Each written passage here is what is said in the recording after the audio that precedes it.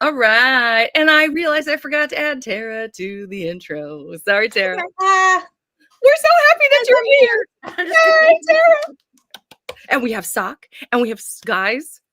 I'm so happy. First of all, today I had to drop off my child at preschool for the very last time, and it was emotional. And this is the last morning show for I don't know how long. So it's also kind of emotional, but this is going to be the best show. It's going to be so amazing. You guys are going to be so, so happy. And for those of you that are joining for Jennie L. Spohr, whose name I hope I pronounced correctly, but we'll find out. She's coming at 11 Eastern Standard Time or Eastern Daylight Time or whatever it is. Okay, we have time to clean up the place. That's right. So let me just introduce everybody. We've got Tara, the fabulous Tara. Good morning, Tara. How are you? Good morning. I'm good. I'm happy to be on summer. Yep. It's like a Brady Bunch moment. I love it. I love it. And your summer's going well? Yes. I've been to a bookstore, so oh my gosh. It's going great. That's awesome. Did you get stuff? I sure did. I went to Barnes & Noble. Barnes & Noble's 2 hours away from where I live, so we drove. We did an excursion, and then we went to Barnes & Noble, and that was beautiful because I hadn't set foot in over a year. If I drove 2 hours to Barnes & Noble, I'd be buying some major books. I only bought 3. Oh my goodness. You are the picture of self-restraint. I did buy my husband, though, a giant Lego set that is, what is it called? Oh my goodness. Ghostbusters, the Ghostbuster car. Ghostbusters. The Ecto one? I think it is. I have it over there. No, it's Back to the Future. I'm sorry. I bought the Ghostbusters car before. Oh, it's the DeLorean. Yes, it's the DeLorean. Sorry, guys. I knew it was a car. She's a time traveler and everything, and she forgot. If it were a period accurate DeLorean, it would have a little packet of baking soda in the glove compartment meant to represent something. Oh. John DeLorean was very fond of that certain something that looks like baking powder but is not. Okay. Oh, buddy. Uh-oh. Mm-hmm. Uh-oh. It could be a minute. But Doc Brown and Marty wouldn't have done that, so they're cool. No, they're good. Maybe just like a little quinine pill or something. Quinine is like something you take for Parkinson's. Oh, well, there you go. Which Michael J. Fox, we now know he has. Yes, that's right. That's right. Yeah. So, Tara, the books that you got, when do we get to find out? Is there a video coming? Is there what's happening? How do we I did it on the live show, but if you guys what live show? Yeah. Oh, you mean when? Or reading sprints. I'm sorry, I did it on reading sprints when I was. Oh, this week. Yeah, I did it because I was like, I missed it. Yeah, I missed it because I hopped on the internet to find something to watch while I curled my hair. And there she was doing sprints, and I didn't catch the whole thing. I don't think I saw the books. Oh, do you mind if I show you guys some? Do you mind? I personally am insistent. Yeah, we need to see. We need to see. Yeah, this is because of B. Oh, I love it so much. I wanted to try Sarah Adams, and I don't know. I saw the baking, and I was like, okay. You're gonna love it. You're gonna love it. So I got that one. Oh yay! Oh yay! Oh yay! And then this one, it's supposed to be emotional, and I loved Leah Lewis. The Key to My Heart. I loved. What was it? 8 Perfect Hours by her. Yes. And so I wanted to read this one. And then the very last one is because it was 50% off if I was a member. So of course. And that's Someone You Can Build a Nest In. Look at the spray little edges. Oh, wow. That's beautiful. And I heard about Becky of Beck's Reading. Yeah, Becky is the one I saw it at the counter, and they were like 50% off. I was like, well, Becky said it was good too. So here we go. Oh, boy. Oh, boy. Oh, and then my kids bought like 6 books too. So gotta buy them some. But this one is supposed to be sapphic too. So get out. Oh, interesting. Monster, sapphic. I'm here. Yeah, I'm here for it. 50%. I love it. I love it. Okie dokie. We have some lovely comments that I have not had a chance to enjoy yet. So let's talk about them right now.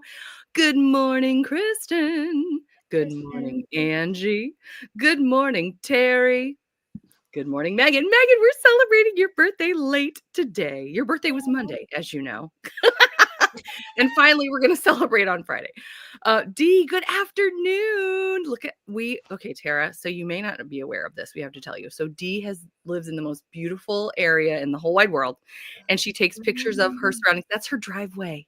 Stop it. That is beautiful. I will be moving there. I will be moving there. Oh, that's right. Sock's going to live in tent, okay. I think. Yeah. That's right. Emily, hey everyone. I'm here on time and early for once. Hooray! We were not early or on time. So good job, Emily. Oh my goodness. Good morning to Angie. Nicole, good summer morning. She's like you, Tara, that she's finished. Yay, Nicole. Twice. Once, so I have y'all up on my huge TV while I organize books. Oh, Nicole. Ooh. And a second time for comments on my laptop. So sorry if I'm double and weird. Oh, you know what? You know what's better than one Nicole? Two Nicoles. That's how I feel. Well, plus she's got like 2 of you and 2 of Tara and 2 of me. Oh, that's true. And she's like, boy, Sock, you are looking mighty green and ghosty today. No, you are not. You're looking beautiful. Thank you. Well, beautifully green and ghosty. No, I didn't have time to fix my lighting. You look beautiful. You look beautiful. And this is for you, obviously, Sock. Silly says, barkity bark. So does Bonnie. Barkity barkity. Bark, bark, bark, bark, bark. Tara may not be aware of all the inside jokes that we have going at this point. Bonnie's full of beans this morning. Yeah, exactly. We're still having a good time. Yes. And Stacy's just popping in to say for APU to say hi. Hello, Stacy. Stacy has been posting the most gorgeous pictures from her. I guess she's on a road trip or something. Oh, yeah. And on Instagram, she's got pictures from like various state parks and so on in Ohio and West Virginia. It looks very, very good. Yeah, Stacy. Thank you for coming in for a minute, even though you're on vacation. How fun. Yeah. So exciting. Is she the one? I think she did post the one in the Discord where she was at the inn. Yes. Yeah, it looked really pretty. I know. And those breakfasts. Right? Mm-hmm. Yummy. Kristen also wants to read The Nest. The person you can build a nest in. Yeah. Someone you can build a nest in. Someone that you can. Anyone, everyone. Anyone or everyone that you can build a nest in. All the nests. All the people. That's the sequel. Oh, good afternoon, Ajatu. Hope your weekend's off to a great start. Hello, Julie. How was the ball? She was going to a fancy ball. Who? Julie? Julie and her partner, I think. She mentioned that. Tell us about this fancy ball, Julie. We need to know. I could be mistaken. I frequently am. It happens. Me too. Yeah. She's getting ready to go hiking again today. Ooh, that'll be fun. Take some pictures. Take some pictures. We want to see. Okay, so what are we doing before 10:30? A lot. You guys, we have so many giveaways this morning. We have so many authors that have given us videos to talk about their upcoming, or no, these are all recent releases at this point. Yeah, I mean, there's so much to go through. And then if we have time, Sock has a really cool, what is it called again, Sock? Old book, new book. Old book, new book. So we're going to see if we have time for that. I really want to try. It won't take very long. Okay, great. Okay. All right. And I don't want to forget, we're going to celebrate Megan's birthday. Oh, wait. Okay, never mind. Okay, sorry, guys. I'm getting too excited. And now I'm serious. Let's go through the slides and keep me on track. All right, here we go.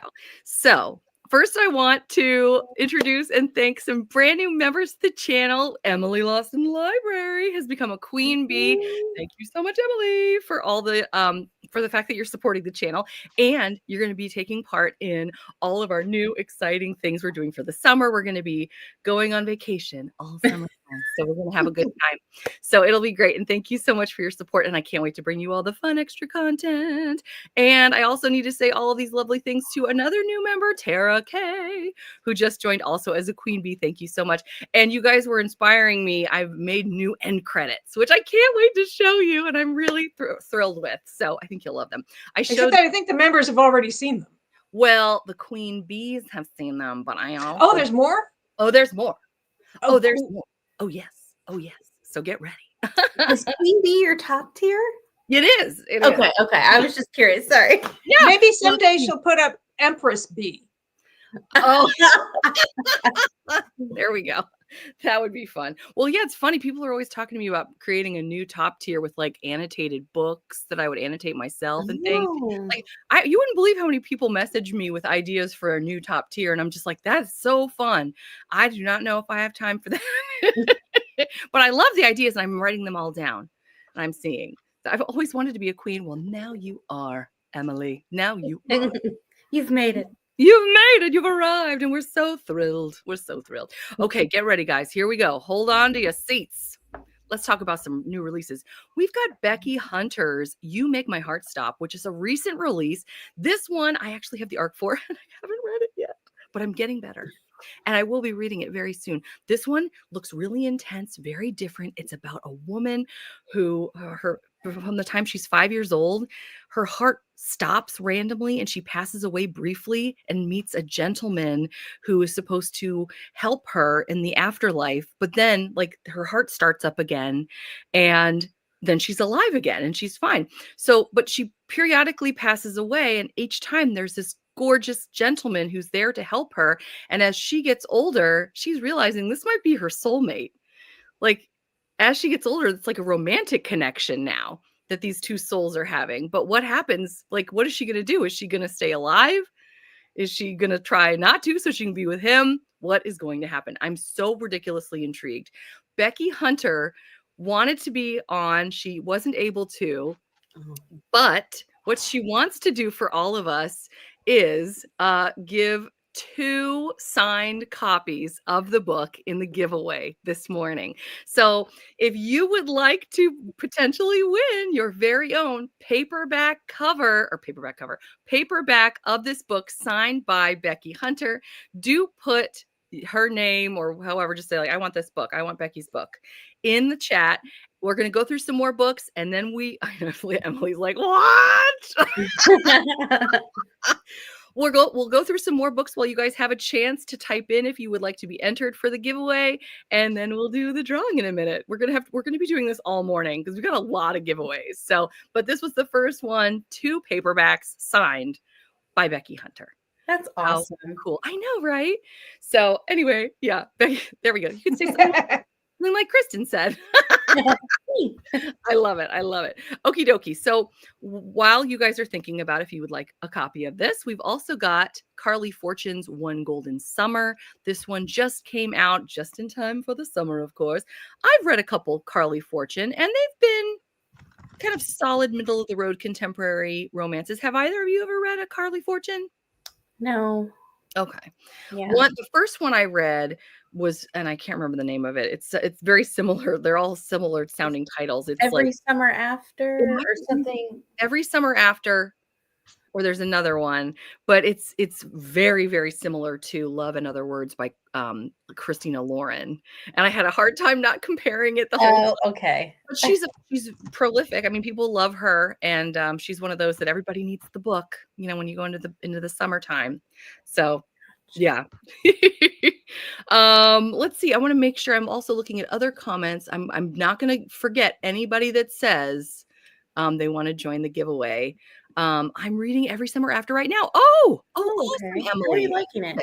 I love it. Nicole says, ooh, yes, please. Romantic magical realism sounds amazing right now. Thank you, Becky Hunter. How kind. I know. Yeah. I thought that was so sweet. We've also got Drop Dead by Lily Chu, another gal who Lily Chu. I love Lily Chu. I've The Comeback, and there was another one that I read that I really was it The Stand-In? The Stand-In. That's it. Yes. That's a really good one. I think hers are closed door, but they're really fun, slow burn. I love the Asian American representation, or I should say Canadian too. Excuse me for a second. Yes, ma'am. There's a very important message. Oh, somebody just made Molly. Good morning. Just had spine surgery. Still in hospital. So nice to join a show still. Reading Kiss of Iron. Oh, Molly. We're all other people have made comments before that, but I wanted to Thank you, Sock. And also Julie's mentioned that she did go to the ball and she had a great time. So, but I just want to draw attention to somebody who may not be able to be here for very long, as it were. I don't mean that in a negative way. I just, No. Yeah. Oh, Molly, I'm so glad. Thank you, Sock. Because if Molly had to run and I didn't get a chance to say, hey, Molly, we're so glad that you're doing okay. Yeah. We're sending all the positive healing vibes. And I hope you're doing well. See, there you go. Sock's doing it. I'm so glad you could join us. I hope you're feeling okay. Oh my gosh. Okay. All right. Let me look at some of these comments. I love it. Yes, it is similar to Love in Other Words, but you're liking it better. Emily. Oh, I'm loving this. How exciting. Yes, put Becky in for us, please. Silly love. Silly wants this. Silly does. I heard. Yeah. She did comment about the ball. Oh, I missed it. Okay, hold on. Yeah, I think it was just above or just below Nicole. Yes, I did go to a ball. It was a blast. Oh, yay. Was it like a military ball? I'm curious because I've been to a few of those in my lifetime. I bet you have. There's like a fantasy ball too. Would be fun. I love seeing that. Would be fun. Yeah, let us know, Julie, if you feel comfortable. Yeah. Feel better, Molly. Yeah. Oh, look at all the well wishes. I love it so much. Oh, yes. Yeah, we want you to feel so much better. Oh my goodness. So we've got Drop Dead. We've also got Kiss Me Maybe by Gabriela Gomez. She was going to join us live on Tuesday, but then my kids have been sick. I tell you what, it's been a wacky week. And so she's going to come join us again some other time. This is a sapphic romance set in one is a librarian. And we actually got to meet her in her first book, The Next Best Fling, which I loved. And it was so good. I read it. Right? Yeah, I love Gabby. And so we're hoping she can come on again. She was a little bummed that we weren't able to meet on Tuesday. She's so dear. And I'm pretty covered. Oh, I know. She loves to talk about the covers too and the illustrations. So hopefully we'll be able to have her on sometime soon. But yeah. Oh, prayers, Molly. Good wishes to you, Molly. Oh, Molly, I hope you're getting all these. I love it. We also have Rules for Ruin by Mimi Matthews that just came out, part of the Crinoline Academy. This is gorgeous. So pretty. Right? I'm so excited about it. Also, you guys, I can pretty much gloss over this because you may have seen recently we had Gabrielle Meyer from words. What am I saying? So she's the author of the Timeless series. This is Every Hour Until Then. We had her on not too long ago as part of the Ever Afterathon author interview series. And she's amazing. And these books are amazing. So this one just came out, I want to say on the 20th. So very exciting. A girl that travels through time. She's got two timelines. One is 1888. One is 1938. And in 1938, she discovers that her sister in 1888 was the last victim of Jack the Ripper. So now she's got to travel back in time to try to save her sister. There's a lot more to it. It's really crazy. I really enjoyed it a lot. So yeah, we've also got The Love Haters by Catherine Center, which just came out 2 days ago on Tuesday. And this was Did you read this yet, Tara? No, it's on my ARC shelf though. It's on my to-do list. This is the wackiest one I've ever read by Catherine Center. It's a wild ride. It was very good. Okay, I do love Catherine Center. So I went Tuesday. I ran around just like a maniac. Oh, in a metaphorical, non-clinical sense. And I was in a library and I was looking at the new books and I saw Catherine Center and I got all excited. And then it was actually the rom-commers, which I enjoyed, but I've already read it. And I was like, wow, she's still on the new shelf and she has another book. Right. Yeah. How cool is that? I love it. Oh, Julie's got another update. So this is the community mental health hosted in my area, covered food, pictures, and music. We just paid for tickets, $10 each. How awesome. Nice. Wow, awesome. I love that. Wow, there are a lot of new releases. I still need to read Catherine Center. Oh, Emily, I can't wait to hear what you think because I've never read anything like this. Book is a wild ride. Just buckle up. We also have another one. This one, oh, it's so good. Left of Forever. Tara, you would love this one because it's like Marriage in Trouble. I know how you love that trope. I do. I tell you, and it's even though they've been divorced 5 years, but they're still very close, and it's like a second chance. But it does give Marriage in Trouble vibes. So I mean, it's gorgeous road trip through Southern California. I mean, it's so good. So good. So good. Oh my goodness. I have to try Tara DeWitt again because I tried Funny Feelings. Yes. And I think I gave it like a 3 or a 4. So I definitely want to try her again. You know what I mean? Try an author again to see if I'm like, maybe she's a 5-star for me. Yes. Plus, I have never read Funny Feelings. I gave this 6 stars. Okay. And I think Funny Feelings was her first release. So that very well could be, obviously authors grow. Mm-hmm, mm-hmm. There's a thing some of the people I'm mutuals with on Instagram do, or that I follow, and it's Mustache Monday. And I think this dude is a candidate for Mustache Monday. 100%. I love it. There's also Man Chest Monday. There's also Man Nip Monday, which every time I see that though, I think it's every time I see that, I think it's manip. Like short for manipulation, and I have to remind myself that. Well, I think people changed it to Man Chest Monday. Okay, I like that better. Or at least some people use that. I need to go take a picture in Manchester, Connecticut. That was the library I was at the other day. So yeah, I should go take Welcome to Manchester. Yeah, I love it. Wyoming says Left to Forever. Every time I see the cover, it looks like a young Burt Reynolds. Yes, and a young Pamela Anderson. Yes. Oh my goodness, right? So true. So true. Actually, to me, she looks more like Farrah Fawcett. This is like a Rorschach test for whoever you think is cute. I think. I love it. I think she looks like Farrah Fawcett. There you go. Yeah. There you go. Also, young Farrah Fawcett. Another great comparison. Left to Forever just arrived at my house yesterday. Oh boy, it's gonna be great. I know. I'm so excited, Nicole. I'm so excited. He looks like Pedro Pascal. Oh my gosh, too funny. I love it. I love it. Okay, rewind it back. I knew it. Sarah, do you know anything about this one? I thought about you when I put this. I know it's the last one in the series, and it follows the character that you've seen throughout, all the books. So I'm ready for it. I still need to read her 4th one, though. So I'm going to read her 4th one, and I'm going to get this one. But I've read the first 3. I haven't read anything. We know we love it if Tara's read the series. Well, I haven't read any of them yet, but I really want to. It's just a question of getting my hands on it because it's not inexpensive and they don't have it at the library. So look at Tara. So first one, second one, third one, all great. I have the 4th one, but I haven't read it. They're so pretty, the covers. They're so pretty. I suggest reading them. I love it so much. I love it so much. Oh my goodness. Okay, it is now giveaway time. So I'm going to go through. I want to make sure I didn't forget a single person. All right, you guys, it's going to get even crazier in just a second. Where's my wheel of names? There's my wheel of names. Sorry, guys. You know how I am. I can't do more than one thing at a time. All right. I'm laughing at Emily because she said, "Do you like the Windy City Stereo?" I'm guessing yes. Yes, I love it. Oh, they're on KU. Mm-hmm. Oh, I didn't know they were on KU.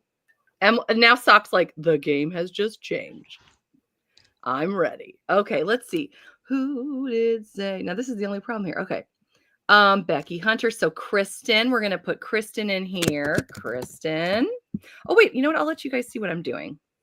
Share screen. Do. Here we go. All right, Kristen. Emily. Thank you. Okay, if you guys can help me. Yeah. Wyoming. Can I put Silly's name for fun? Yeah, put Silly. I'm gonna put Silly. Okay. Anybody else? Nicole. Any other? Ijatu. Okay. Wyoming you have, or Silly. Mm-hmm. And I think that's all that maybe. Do either one of you want to enter? You don't have to. Yes, actually. You put me in, yeah. Except I don't want to rig it because I'm a quasi-employee. You're not. You're not rigging it. I just did it in front of everyone. Thank you. You know what's so funny? Paige always wins, and she's like, I don't. She's not here right now, but Don't say that. Oh my goodness, no. Kristen's hilarious. Oh my gosh, she makes me laugh so hard. If it could be a tie, it would be, wouldn't it? But Paige always wins, and she was like, maybe I'll stop entering things. It's too funny. All right, are you guys ready? Ready. Okay, let's do it. Here we go. And we're going to do this twice. Because we're getting Well, that way, if it's a tie. Hey! Yay! Thank you. Thank you. I'd like to thank. I'm even wearing the Beauty Queen tiara. There You go. are. I'd You like to came thank prepared. me. She did. She did. Connecticut never wins. All right, here comes the next one. Good luck to everyone. Emma. Oh, wait. Oh. It's silly. Yay! Now, if you didn't win just now, don't you worry, because there's going to be a lot of giveaways today. So silly. Bonnie and Silly can have a buddy read. There you go. There you go. Perfect. I love it so much. Okay, so I'll remove this. I'll come back over here. All right. Let's talk about Death at the Luau by Mimi Gunn. The S's came in strong. They did. Oh, I love it. Okay, and you know what? We're going to have Mimi Gunn tell us all about this book. So let's hear what she's got to say. Nope, let's not do that. I'm not doing it right. Thought I was going to look how seamless this Hold is. that thought. Hold that thought. Okay, here we are. Boom. All right. Hi, B, and hi, romance readers. My name is Mimi Gunn, and I'm here to talk to you about my new book coming out this week, Death at the Luau. And I can't talk about Death at the Luau without just talking a little bit about where the story started. And just so you know, this is a series of interconnected standalones. So you don't need to read this book to understand the other book. But I will give you a quick little summary here. So in this book, Louise and Gregory meet to work on a case. Gregory is a handsome cop and Louise is a librarian, and they actually dated in university, but at the time it didn't work out. So they went on with their lives, and now he needs her help because she's actually connected to a case he's working on, and he wants to talk to her. So it brings them back together. And as they work together to catch a killer, guess what? They start catching feelings too. And it's really lovely how their story evolves, and they do have a nice journey, and they end up with their happy ending at the end. And what this book leads into is that they are both going to their best friend's wedding, which is in Hawaii.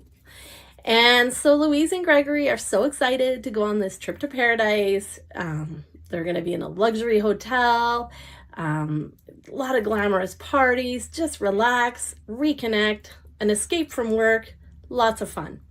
Except somebody gets murdered, and that's unfortunate. But once again, we have Louise and Gregory working together to solve a case.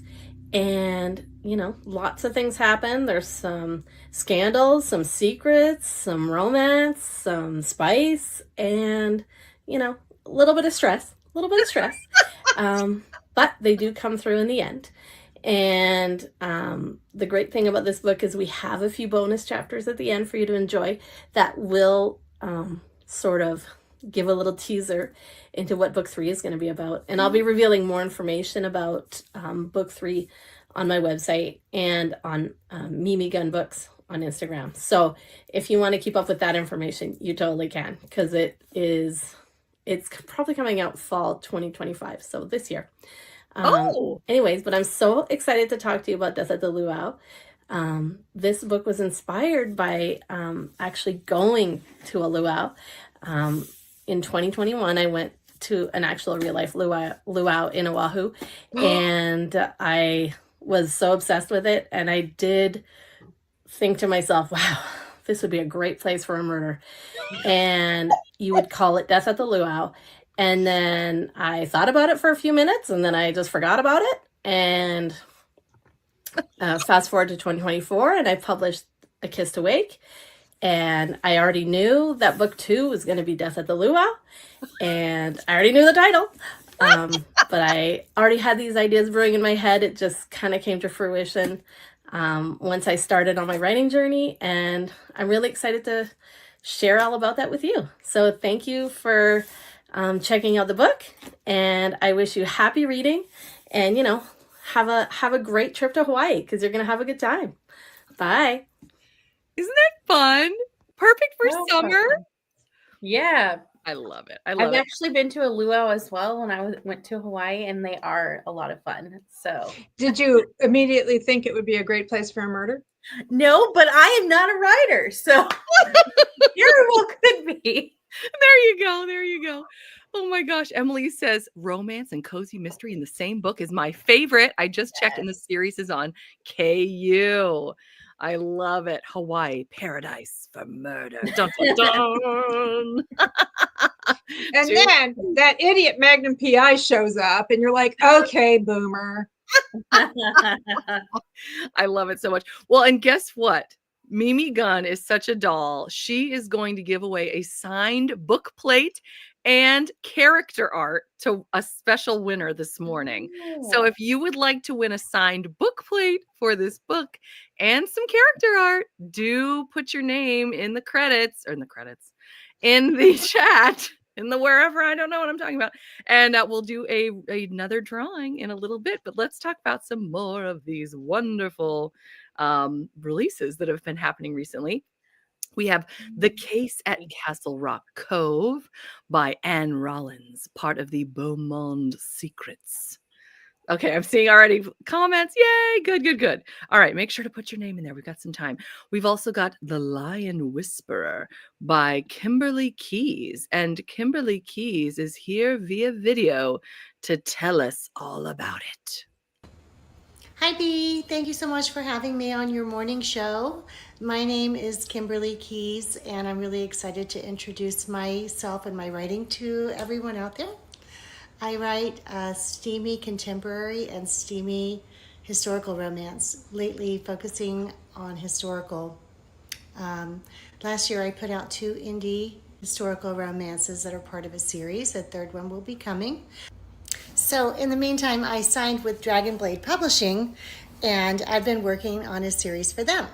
The series title is First Comes Marriage, and that's a little take on the first comes love, then comes marriage, la la la la. Anyhow, so in other words, in my series, First Comes Marriage. And it does take place in Dragon Blade's connected world, which is the Lion's Den, which is in Regency, England. And all of the books in that connected world, written by some really fabulous authors, involve Bessie Dove Lyon, who is the proprietress of the Lion's Den, a gambling den. And she's also a sort of a matchmaker. So she's involved in all of the marriages in my books. My first book is titled The Lion Whisperer. Obviously, my hero and heroine meet in it, and they are married, and then the romance ensues. So the reason I chose to do that is that I've always enjoyed romances, historical romances, where the couple is basically married for most of the book, and they develop their romance after the fact. I found it challenging, and I loved it. It makes for some great spice because, well, I also love forced proximity, and so as a married couple, they're together often. I really loved my characters, Amelia and Chase, and I love their growth, and I hope that everyone who reads it will love it. So far, the ARC reviews have been great. Oh. Book 2 is coming out soon. Just today, I finished polishing the draft. So I'll be turning that into my editor very soon. But I wanted to show you my writing partner. He's very loyal, and he's very, very helpful. His name is St. Nicholas. Marketing. Well, I hope I didn't take up too much of your time. Thanks so much for coming to meet me, and I look forward to hearing your reviews about First Comes Marriage series, The Lion Whisperer, The Lion Returns, and the last one is A Lion's Tangled Tale. I'm on Facebook, TikTok. I am on YouTube, Instagram. I have a website that you can email me, and I'd love to hear from everybody. Thank you. Isn't she cute? Yes, and I love her little dog. I know. We've never had the writing buddy before. I thought that was so cute. And speaking of cute, look at this cover. Oh my gosh. Right? Right? Looks so fun. So fun. Okay, gosh, we're rolling right along. I can't believe it. We've got Melissa Braden's Dream a Little Dream, which actually it's giving me fall vibes, but it just came out. looks interesting just from the cover. We also have Courtroom Drama by Neely Tubati Alexander, and she has a video to share with us. And if I could figure out how to do it. Okay, here we are. I tell you, I've done it a million times. All right, you're going to love this. Hi, everyone. I'm Neely Tubati Alexander, and my newest novel, Courtroom Drama, is out now. Thank you so much, Bea, for the feature, and I hope you all enjoy it. So, yeah, that was a quick one. I want to tell you guys a little bit more about it, especially because she went to all the trouble to make us a video. So let's see here. Courtroom Drama, a novel. This says, and I'll put up the oh, wait, you can still see it on there. Legally Blonde, which I love, and Jury Duty meet the Real Housewives in this high-stakes courtroom love story, a sexy and sweet but heartfelt novel about friendship, romance, and reality television from the acclaimed author of Love, Buzz, and In a Not So Perfect World. Does that not sound like the best? Yes. Oh my goodness. So very intrigued. Yeah. It looks like it's going to be a really fun time. Perfect for summer. Okie dokie. We also have Crossing Paths by Katie Ruggles, which has just come out for those of you that enjoy a nice woodsy, like a road trip, but an outdoorsy. This is a perfect time, honestly, I think, for a book like that. Yeah. Oh, I know. Courtroom Drama does sound so fun. It really does. We also have One Summer in Italy by Victoria Springfield, and wait until you see her video. This is super cool. Okay, wait till you see. Ready? Here we go. I want to introduce my new book, One Summer in Italy, set in magical Venice. Natalie's landed the opportunity of a lifetime, presenting TV show Lux Life Swap. Contestant Kate is swapping the old vicarage for an Italian count's palazzo on the Grand Canal. Both women are back in Venice, the scene of the school trip that turned both their lives upside down and wrecked their friendship. Natalie and Kate try to rebuild that friendship, but then Natalie makes a shocking accusation against Kate's husband, Phil. Whoa. Oh, and she leaves it there. Cliffhanger. Shocking. I know. Wasn't that cool? Yeah. I love how she has the mask and everything. Oh my gosh, so fun. Maybe the shocking secret is that as an undergrad, he drank Venice Canal water. That would be shocking. It would be. It's like, oh man, I had children with you. But this cover, I'm so excited, and we're gonna be going to Italy later this summer, some of us. So this looks like it could be a really fun one. A return to Venice, a friendship rekindled, a time for romance. Looks really fun. I love it. Oh wait, let's see. I want to make sure. One Summer in Italy would be great for a stamp on our passports for the reading vacation. Exactly, Kristen. Exactly. I love it. The Pursuit of Elena Bradford by Anne H. Gabhart was released recently. This cover is just absolutely stunning. And if I had all the time in the world, I would read the summary, but I do not. So you don't? I know. What? I just want to make sure that I get everybody in and we do all the things. I tell you, it's tricky though. This looks really fun. Jen Turano's A Lesson in Propriety. This is the, I can't read the first word. Something Academy for Young Ladies, Book 1. You know what? Better than me doing it. Let's have her tell you all about it. And here we go.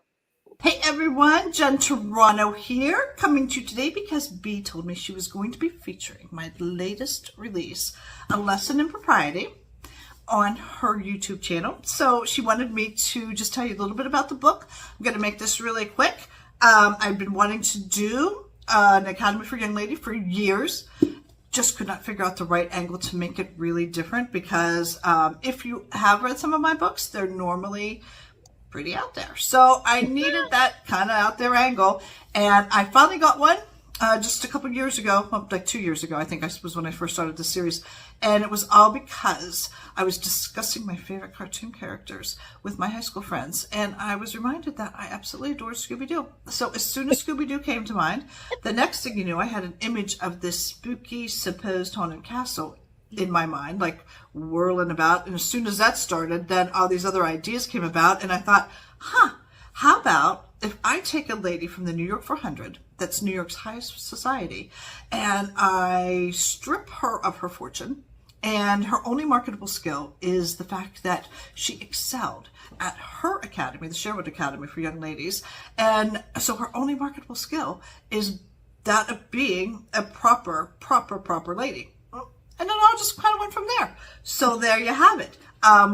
We have Miss Drusilla Merriweather, who goes and opens up the Merriweather Academy for Young Ladies, but she runs into many obstacles along the way, such as sightings of ghosts, their suits of armor that happen to stroll around just randomly in the middle of the night. There's all of these unscrupulous developers who want to get their hands on her land. And then there's Reddick Wittenbecker, one of my favorite heroes of all times, because he's been surrounded by women from the moment of his birth, and he completely gets them. So he was just a delight to write. That's all I have time to tell you for now. A Lesson in Propriety is available wherever books are sold, and I hope you'll give it a try. Thanks so much for watching. Have a great week. Isn't she fun? It looks a little bit like the cover model. Oh my gosh, I love that. I love that. Yeah. And by the way, it's I know you just heard her say it, but it's the Merriweather Academy for Young Ladies. And I love the look on the cover lady's face. Yes. She's like, I have plans. Yes, she And does. a will to do some mischief. That's I love it. Terry says Jen Turano's book is good for the bingo board. My library has this one. I've seen it on the homepage the past couple times I've logged on, says Emily.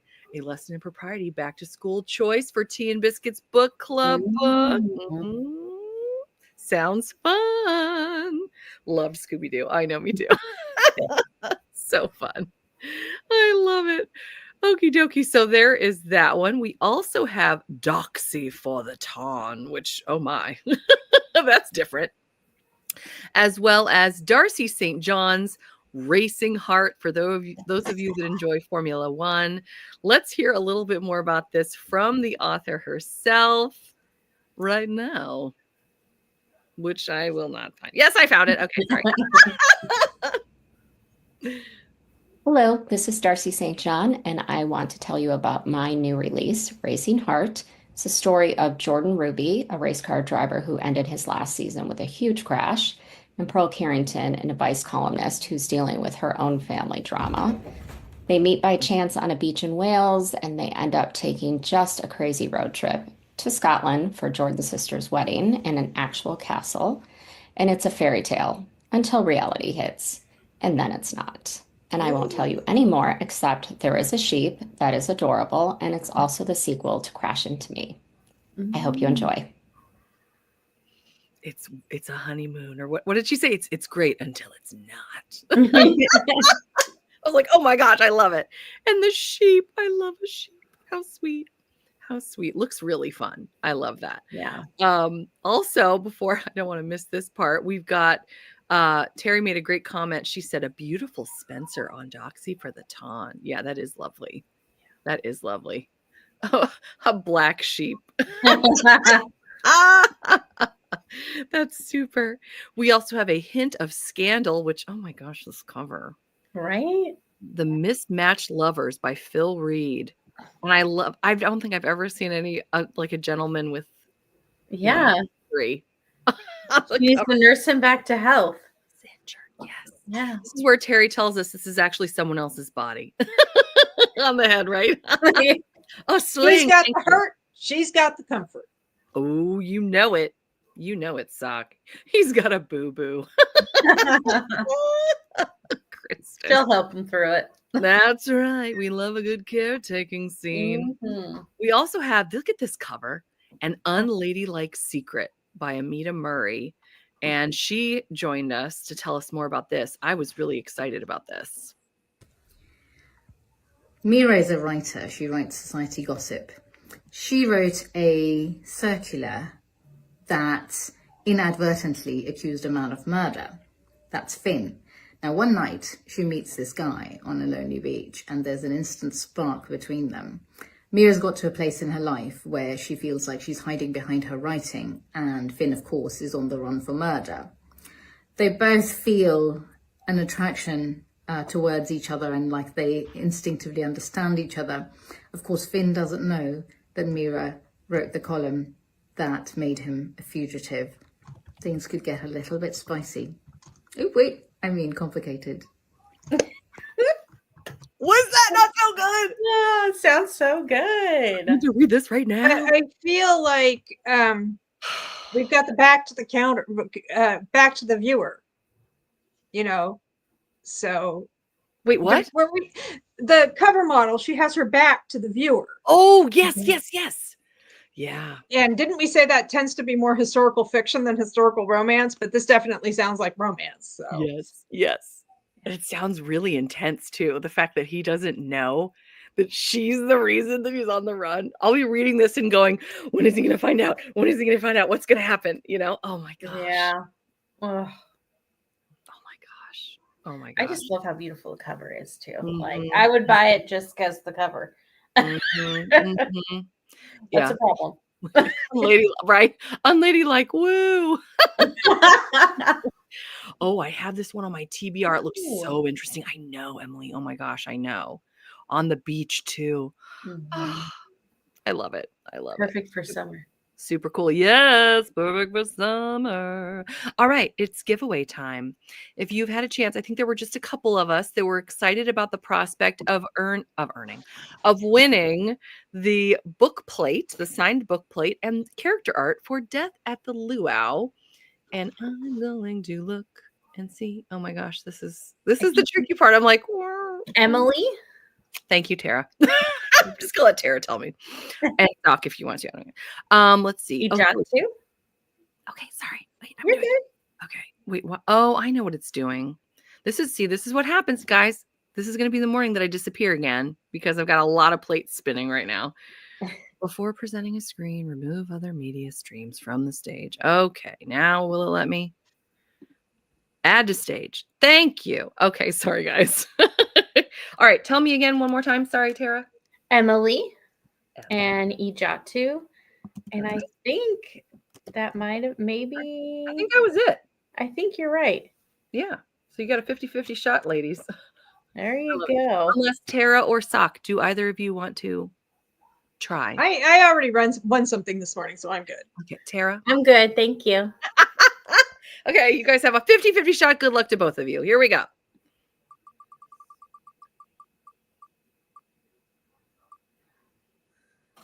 Okay, Ijatu.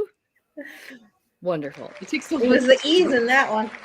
Yeah, that's right. Oh, the ease. That's too funny. So Ijatu will be winning a signed book plate and character art from Death at the Luau by Mimi Gunn. So that'll be fun. I love it. But wait, there's another giveaway. Get ready.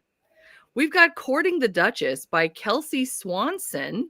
And Kelsey Swanson is joining us via video. And she also is going to be giving out another giveaway, which is one free ebook of this. So let's learn a little bit about it right now from the author herself. Hi, I'm Kelsey Swanson, and I'm so excited to be here today to celebrate the release of my newest novel, Courting the Duchess with Dragonblade Publishing. This is from their Flame line, so it is extra spicy, so just be prepared for that. I'm hoping if we're on this channel, we like romance, and this is a bit on the higher end of the spice thermometer, so just be prepared. It is also the kickoff for my new Spy Society series with them. It kind of marries intrigue and spies and spicy romance, spicy Regency romance, and really combines the worlds to hopefully entice readers who love a little bit of intrigue and love a little bit of romance, and this will really mesh that together. I did have to do a lot of research. My background is in British history and British literature, so I do have some knowledge of it, but not necessarily as much as I needed to be able to say what, with any confidence, a spy would and wouldn't be able to do or have back in those days. So that research was really kind of exciting to figure out, and it's gonna kind of show throughout the entire series in different degrees the level of technology and experiences that these spies had as they fight to protect Britain from threats both within and without the borders. This book is available on Amazon as a paperback and also as an ebook for only 99 cents. The ebook is 99 cents, which is a fantastic deal, so definitely go grab it while you can, while it's that price. In this story, we have a second chance romance of a disaster of a marriage where Sterling, the Duke of Morton, abandons his young bride on their wedding night. In his absence, Elena finds her place in society and really carves out a niche for herself. And when Sterling returns 8 years later from what we learn is his assignment, she wants nothing to do with him and gives him hell because of it. So what really inspired this was Shakespeare's Taming of the Shrew, a lot of back and forth, and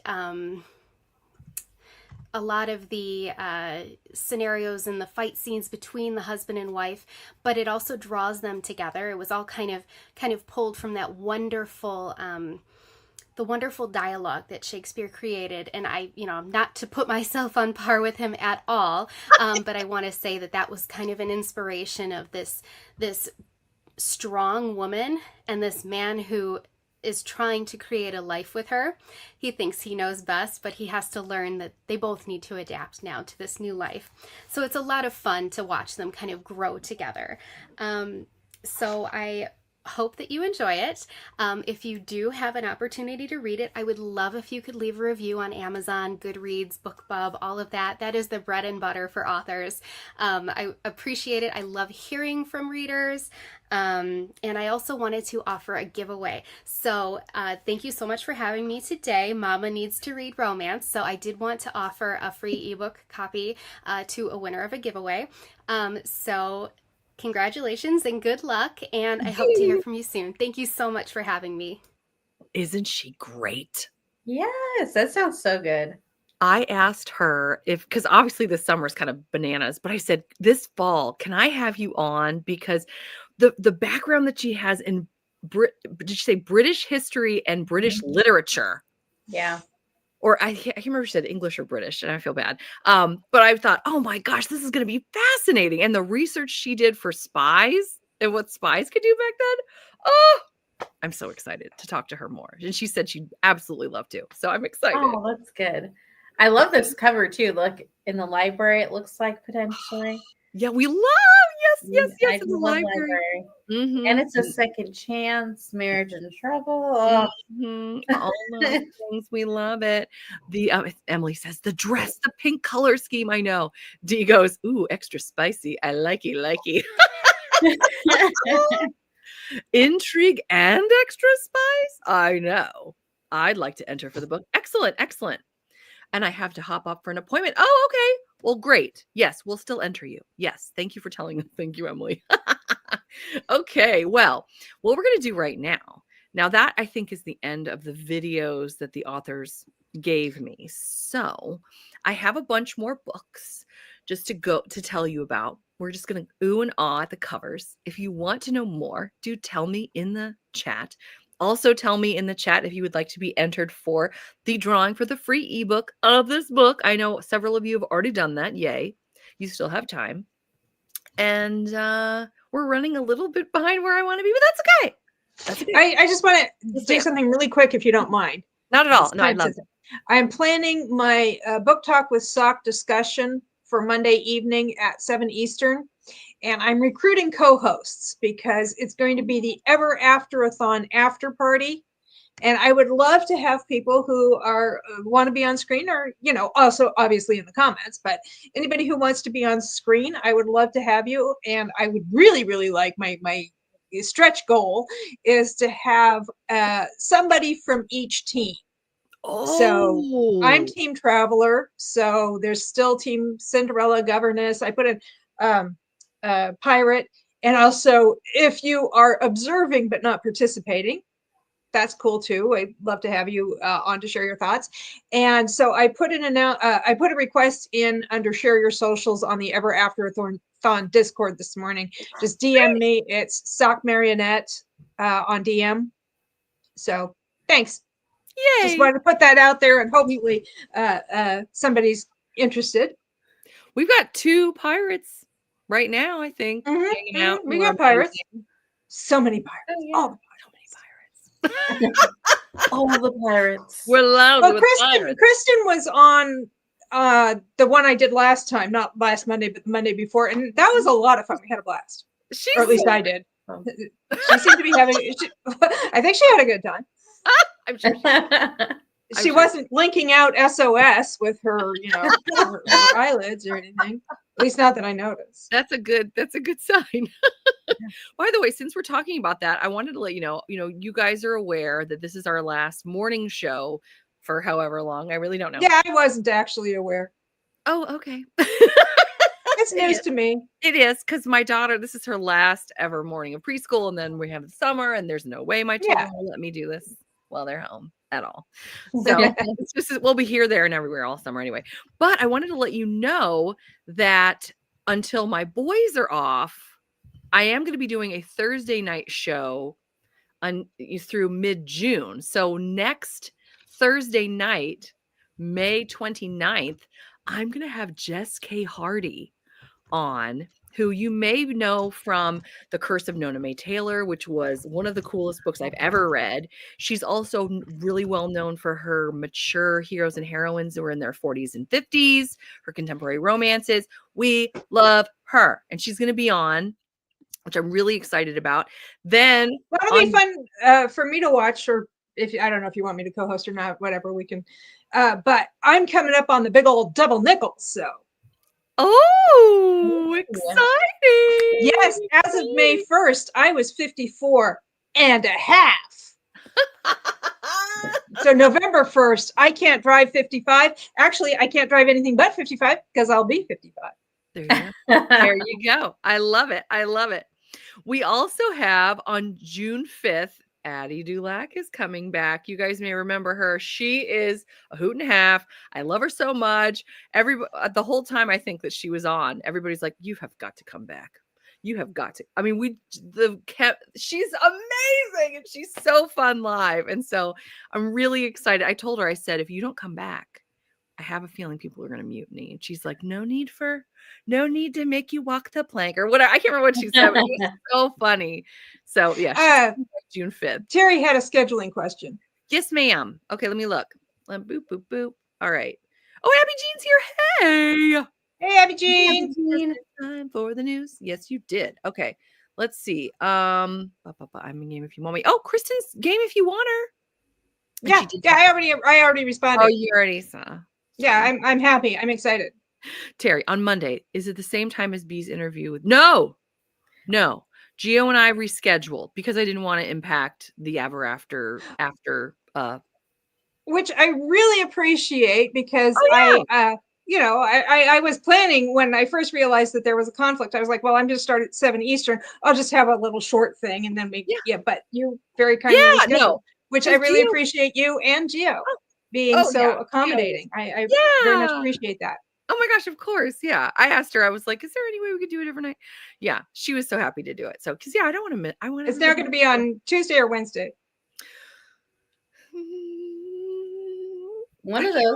Maybe a day. I thought you said Wednesday, but I'm not sure.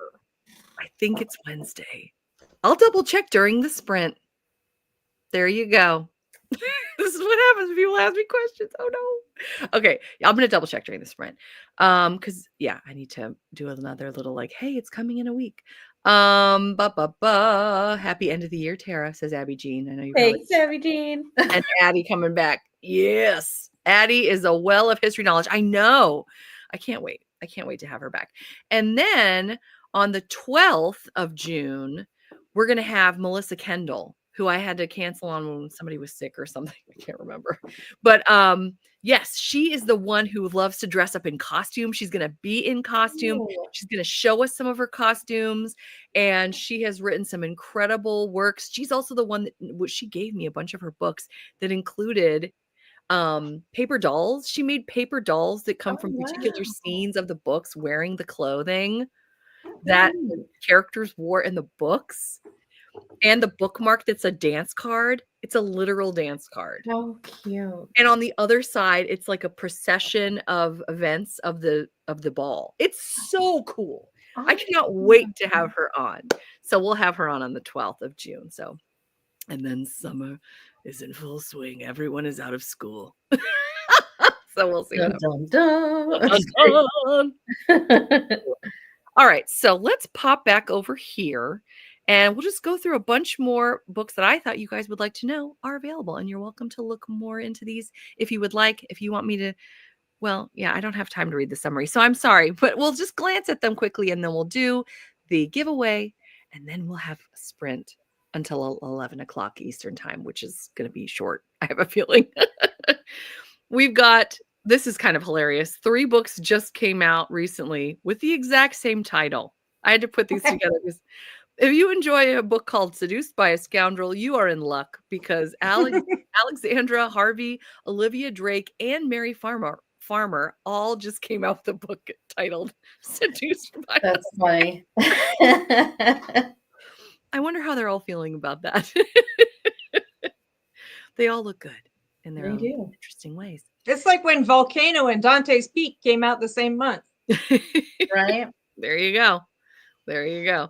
We've also got, I love this cover, 2 Secrets to Surrender by Grace Calloway. I have not read her yet, but I really want to. I've heard good things. Yeah. Another Lion's Den, The Lion's Love Letters by Deb Marlowe has just come out, part of the Lions Connected World, which is, I believe, nearly 80 books at this point. Crazy. Charlene Thomas, It's You Every Time has just been released, as well as Wandering Wild by Lynette Noni. Oopsie. Terry and I were talking about this one. The Lion's Last Gamble by Brenna Ash. Another Lions Den Connected World just came out. We've got, Tara, Sock. What's his name? What is his? Connor. Is it Floyd? Floyd. Thank you. Connor Floyd. Or was it Floyd Connor? Or is it? It's Connor Floyd. It's Connor Floyd. And Terry realized that that's not his body. That's somebody else's body. And I think it's Anthony. She told me. It's not. You can tell. I sent this to her and I was like, your man's wearing a wig. Yeah. That's not his body either. I was like, oh, wow. Terry, quick note on It's You Every Time. It's YA. And like this book I'm currently reading, Time Loops and Meet Cutes, it's Groundhog Day. Oh! I'm going to guess based on the cover art, but it is YA. Oh my gosh. Thank you, Sock. I love it. Oh, thank you, Terry. Connor Floyd on Anthony's body. Gotcha. Yeah, she showed me actual stock footage or stock. But he's got Fabio's hands. I love it so much. Also, this is the one I put in the not safe for work section of the Tea and Biscuits Discord because you can see his knees. Kings and Kings, a Rita finalist. This is A Rogue in Firelight. He's wearing a kilt. If all we can see are his knees, we're in good shape. True. Very true. Also, this is another, we've been talking about like Greek and Roman set romances. The Vikings Royal Temptation. This is a Harlequin historical by Roxy Harper. This looks really neat. This just came out. And we also have Long Story Short by Victoria Walters. I love her boots. Who said romance was easy? Looks very good. And I think this is the last one. Oh, no, it's second to last. The Scandal of the Season by Michelle Kenny. I love this. I've never seen a cover like this. It's almost, I mean, I when you see it really close too, it's really, really neat. It's like a cartoon. I think it's beautiful. If this is a new trend, I'm all for it. Suck Fabio's hands. There's all right. It is now giveaway time. Before we do we're going to celebrate Megan's birthday and then we're going to do sprints. Who would like to be entered in the giveaway for the free ebook of Courting the Duchess by Kelsey Swanson, who has generously allowed us to do this? And if anyone can look through, thank you, Tara. I see that you're doing that. Thank you. Okay. Add to stage. Oh, that was Emily was one. Emily. I think Terry wanted in on that action. Oh, yes, she did. So yeah, Terry too. Yep. Anyone else? You can throw me in. Awesome. It sounds interesting. Yeah. Sock? No, thanks. Did you already won? I already won, yeah. Yeah. I'm not getting greedy. Oh, plus, Emily said she wanted to be entered. Oh, no, she's in it already. Okay, I did that. Yeah. Plus, my name is not actually Sock. My real name is Emily. What? Just kidding. I know. My name's not Sock. It's actually Glove. But my real name is Emily. So I could be a winner anyway. Does this feel weird to you when I say Emily and do you for a split second go? Every once in a while, but I'm like, I did not do that thing. Why is she saying I did that thing? I don't know. She's talking about somebody else. I didn't say that in the comments. Because I know that until I made this big reveal, you thought my actual name was Sock Marionette instead of Emily Marionette. And that your mom's actual name is Mama Marionette. Instead of Mom, Mom Marionette. Because I call her Mom Marionette. But yes, formally she's known as Mama Marionette or Mrs. Sock's mom. Or Miss Jackson if you're nasty. No, I'm just kidding. If anybody got that, that's an 80s music. That's my mom. Sorry. It's just a 80s song reference. Okay. All right. Here we go. We're going to roll it. Well, not roll it, spin it.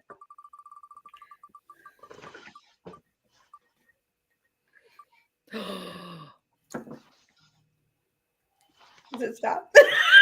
Yay! I love it. All right, Terry, you have won. Excellent. All right. So, how about we do sprints for roughly 18 minutes? Megan! Oh, no. Oh, Megan, thank you. Thank you, Sock. I tell you what would I do without you guys? All right. I'm going to remove this because heaven knows they're going to make me stop screen. Okay. Let's celebrate Megan, and then we're going to do a sprint. Megan told me she likes classic rock, so I tried to find something classic and rocky. All right, Megan, we're so happy to celebrate you. And here we go. If I can figure out what I'm doing. Okay. I've got so many plates spinning. You guys have no idea. It's amazing I have not jumped off the screen yet. Here we go. Let's celebrate Megan.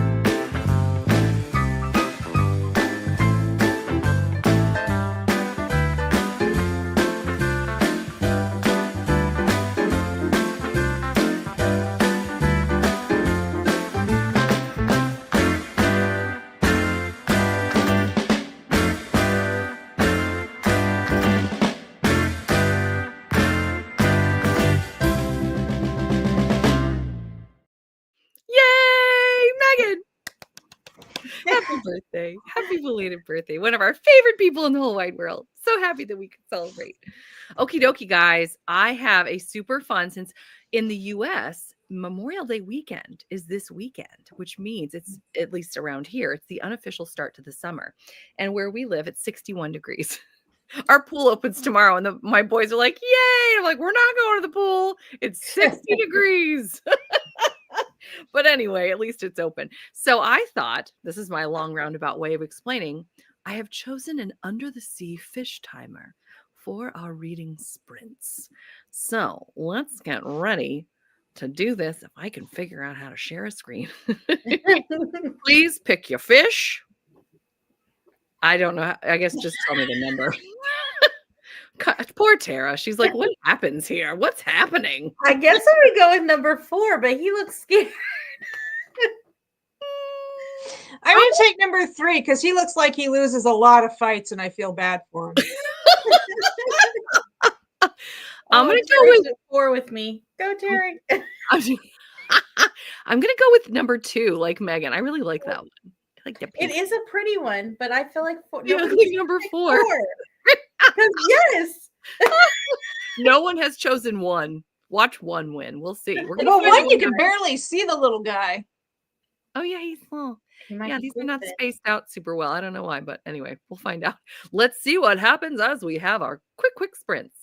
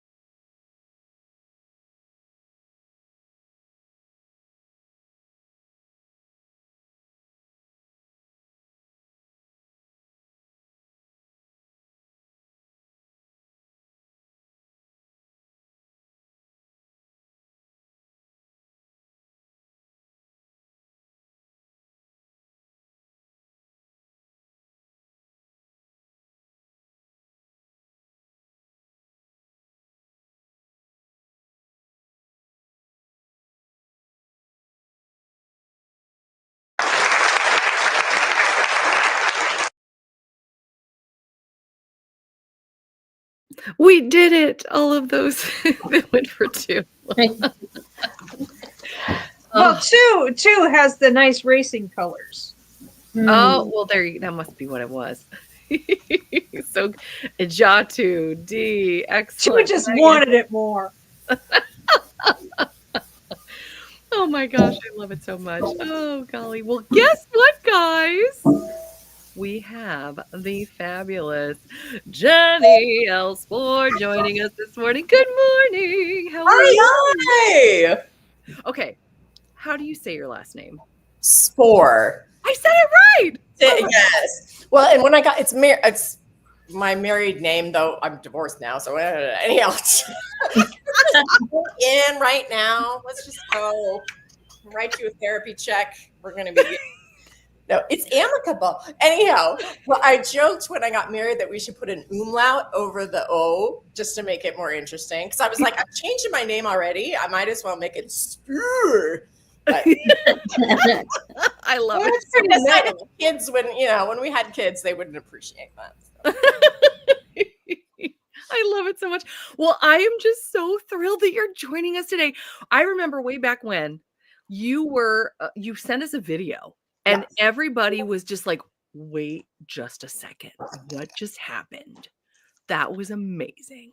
And the fact that you write historical romances, you write like a sweet, clean, closed bed curtains edition. Yeah. And now you're coming out. Yes.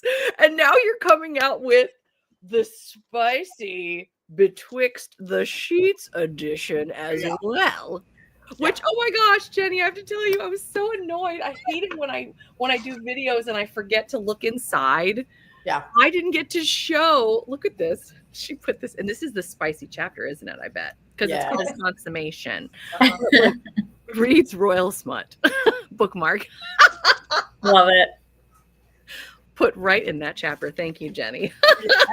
Oh my gosh. I just can't wait to talk to you this morning. Oh, by the way, and these are my good gal pals, Tara and Sock, who could not wait to talk to you also. Well, we're sitting with royalty here, I see. Yes, Sock absolutely, yes. It's my lady. I'm just going to call you my lady the entire. I think Sock could go for that, couldn't you? Majesty.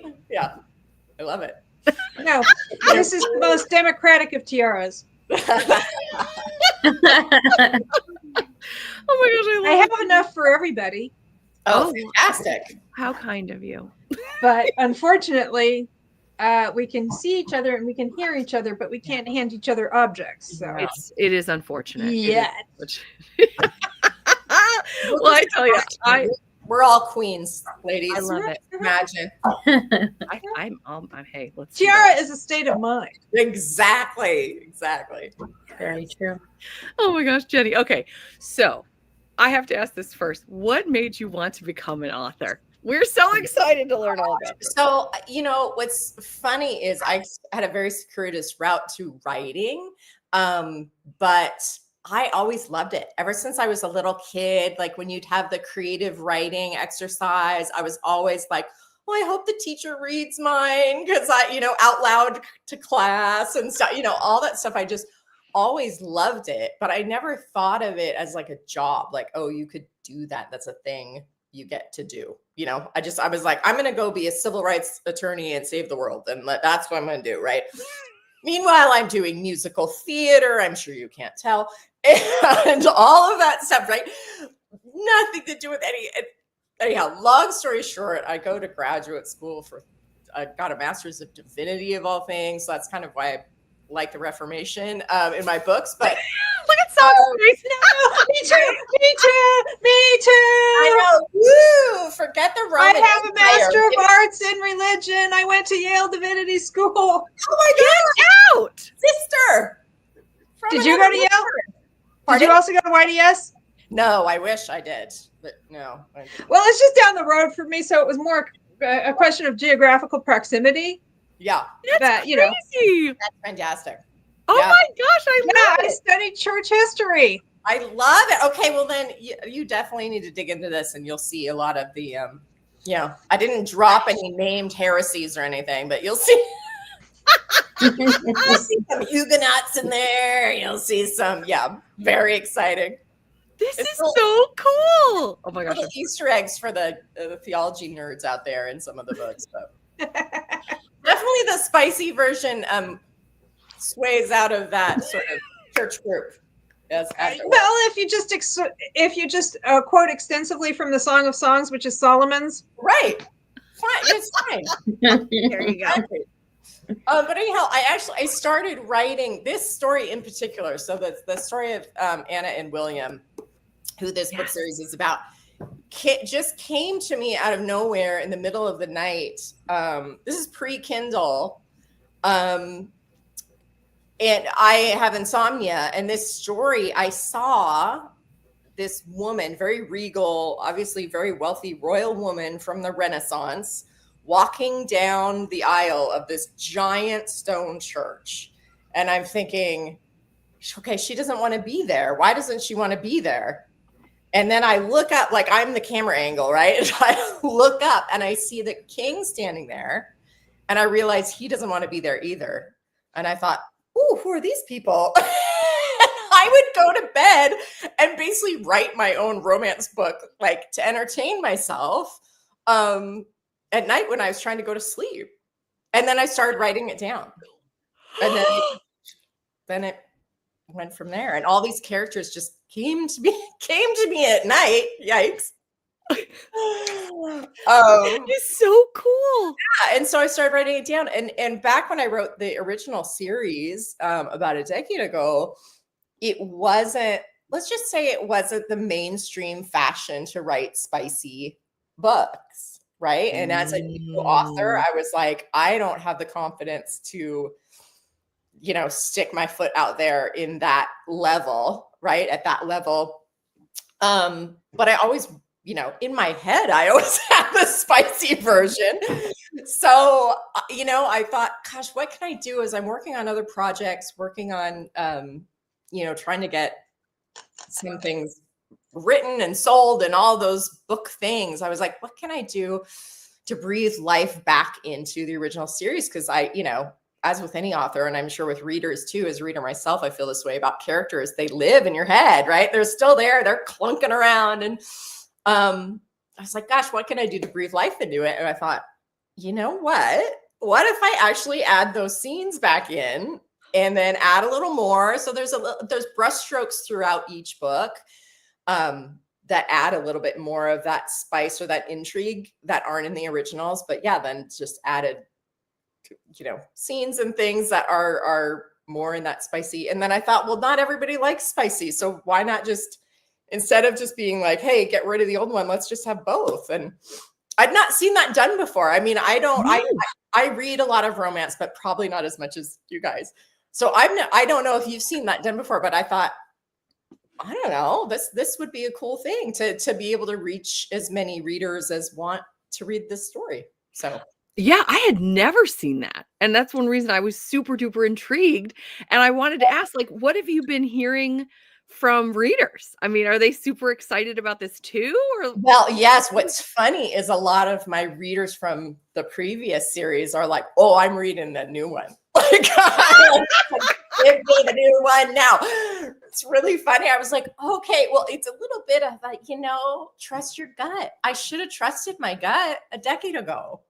Right. And that's not to poo-poo this edition at all. Like I'm not, readers who want a more warm, closed bed curtain. I'm not, at all. Yeah. But boy, the feedback I'm getting in some of the reviews too online of folks who had read this one and then read this one are like, oh my gosh, it's back and even better than ever, type of thing. And that's been just really, well, it's been nice that, again, people love these characters and love this story and are excited about it. But then really sort of confirms that, okay, I did have something, right the first time, I guess, Yeah.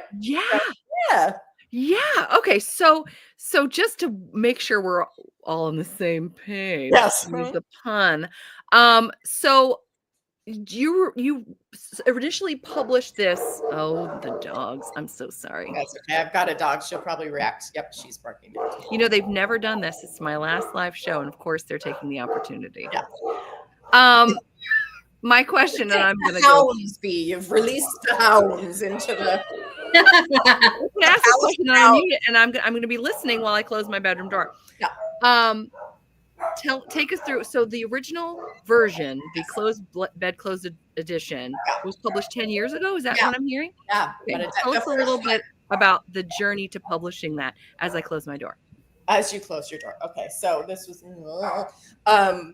so Ears and Spears came out when Kate Middleton was pregnant and had her first baby. And so that was sort of a rush as far as marketing, right? It was like, let's get this puppy out because Kate Middleton is having the next, year of England, right? So we rushed it out, and then although, gosh, I think it was almost like they were both babies. So then it was 9 months and 9 months for writing for me, and then I feel like that's kind of average. But then those all came out. A Crown of Thorns is thicker, like it's the thickest of the book, so that took a little bit longer. But and that was a really good way to get marketing concepts of people like, ooh, a royal book, and we have royal babies, and why is America obsessed with England and British royalty? And I did a lot of spots on that, which I've always loved royalty of any stripe.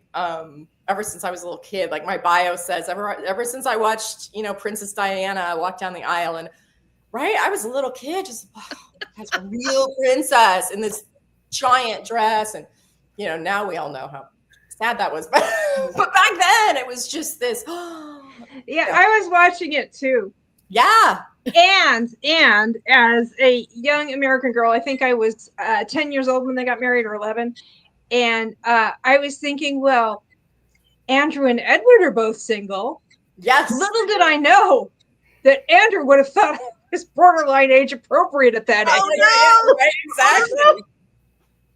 Oh my. Yeah, all the scandals. Oh boy. All the scandals. Yes, so I taught elementary school for quite some time, and I taught with a gal who was a kindergarten teacher who was obsessed. And when William and Kate got married, she actually did a party, which is not allowed at all. I think it was the end of the year, so I don't know what was, she waited. Maybe, I don't know. The principal was not there that day, but she literally did. She had the TV in the room turned on during the school day to the wedding. She let the girls dress up like princesses and the boys dress up. I think they were like superheroes because they were not interested in dressing up. Like yeah. But they had cake. One of the parents was so obsessed. She made sure there was a full-on like a wedding cake. I was like, oh, I love it. I love it. I made little sandwiches. I made little sandwiches and little cakes. Oh, I love it. And little scones. That's what you need. That's what you need. I just love it.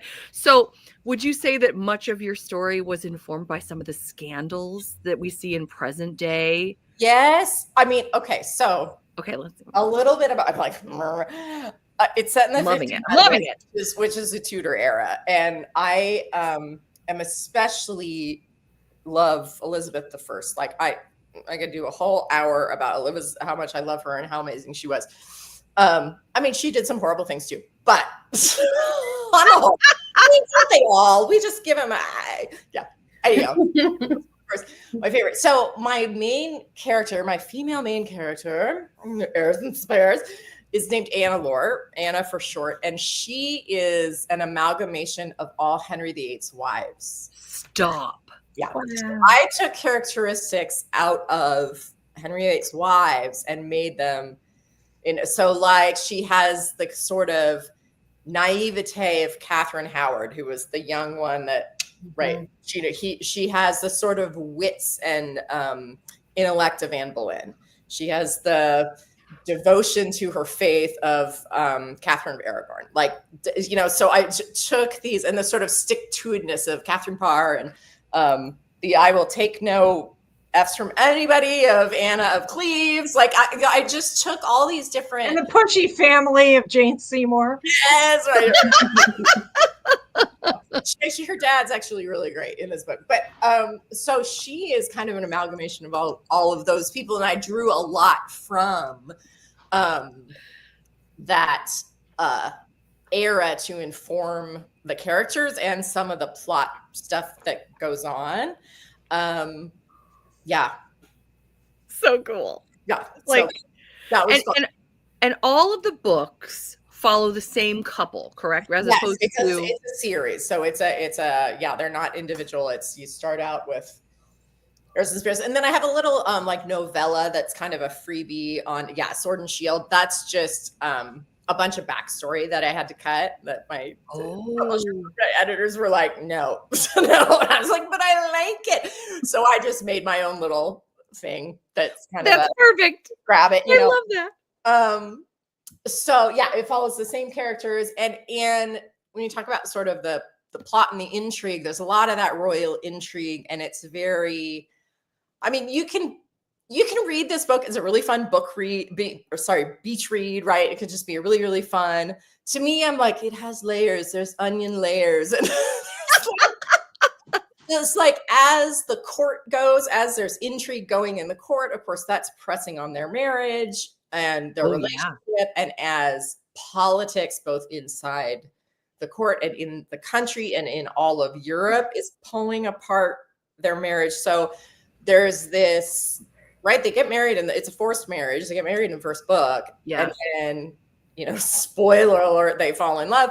And so how are these external, really highly pressured things going to affect their marriage? And is their marriage going to survive until the end of the book? Because it's, she has different opinions than some of his closest advisors, and she has different opinions than him, and she's kind of hot-headed, and she, all of these things that, don't, I mean, again, like Anne Boleyn, she's a woman ahead of her time.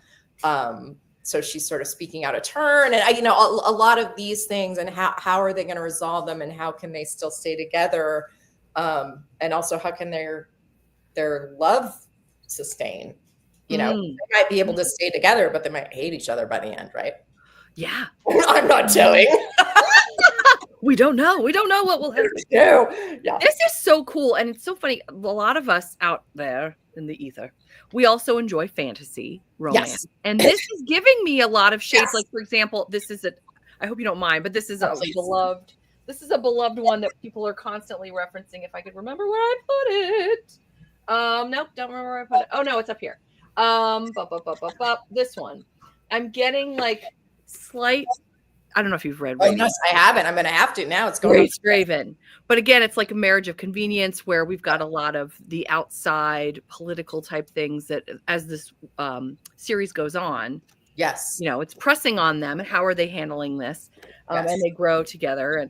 And so I think for people that enjoy that, because that's a very beloved book. Yes. Well, and I think it will appeal to romantasy people because of the era, especially. I mean, a lot of those high fantasy books are based on sort of fake medieval, right? Mm-hmm. Or fake, and this is Renaissance, so it's 1500s, but sort of that fake era. Yes. I just don't have dragons or magic. I did make up a country, so that's kind of, I don't know, it's like speculative historical fiction, I don't know. But no, I love it. I think this is absolutely perfect for people, and I'm going to mention this going forward, like on Instagram and in my channel and stuff. But it's perfect for people that are not familiar with historical romance. It's great for historical romance fans who are tired of Regency. Yeah. For example, they could go to the Renaissance, because there's not a lot of Renaissance. And for me, I have not read nearly enough Renaissance as I would like to. And you mentioned Elizabeth I. For me, as a layman, of course, my brain goes to, for example, the Elizabeth movie back in the late 90s. Oh, yeah, Kate Blanchett. Come on. And was it Joseph Fiennes? Yes. Gosh. Okay, well, what's so funny is there's a character in the book named Robert, he's actually the antagonist. And he, in my head, is basically Joseph Fiennes from that movie. Like, he looks like that. He's got, so it's so funny. Like, to me, he's that. So I love Robert. Robert's complicated. Robert does some nasty stuff, but I love it. I love it so much. I have Joseph Fiennes in my head. So okay, I just have to read these right now. I'm so excited. I tell you. Good for the bonus bingo board. All right. The bingo board. We have a 25 and 25, 2025 bingo board. Yes, I've seen it. Yeah. So yeah, it's it's funny, and I'm gonna stop talking about Joseph Fiennes in a minute because you don't have to.